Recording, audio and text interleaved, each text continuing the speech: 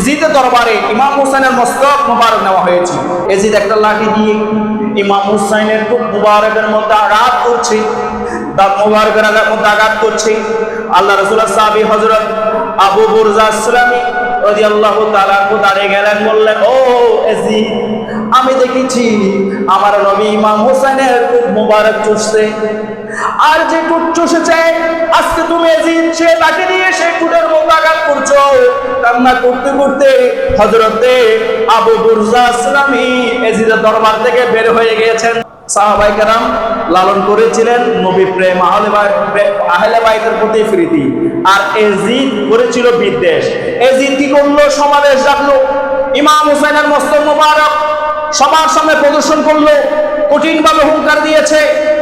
সে এজিদ বলেছিল, এই হুসাইন নাকি বলেছিল আমার বাবা তার বাবা চেয়ে শ্রেষ্ঠ।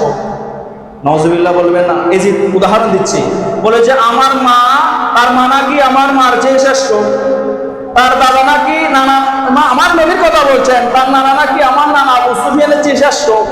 আর আমি শুনে রাখো, আজকে আল্লাহ ফয়সালা দিয়ে দিয়েছে কারা শ্রেষ্ঠ। তো জবরদস্তি ইমাম হোসেনকে কতল করে ফয়সালা খুঁজতেছে কার? আল্লাহ।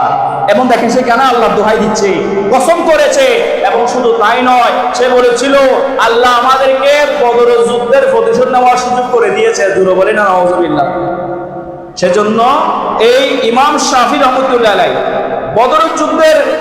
বদরের যুদ্ধকে যখন ইসলামের বিজয়কে অস্বীকার করেছে, ইসলামের বিজয়কে যখন এজিদের পরাজয় লাঞ্ছনার কারণ বলেছে, তার পূর্বপুরুষরা পরাজিত হয়েছে সেটার প্রতিশোধ নিয়েছে বলেছে, সেই কারণে এজিদকে ইমাম শাফি রহমতুল্লাহ আলাইহি কাফের ফতোয়া দিয়েছে।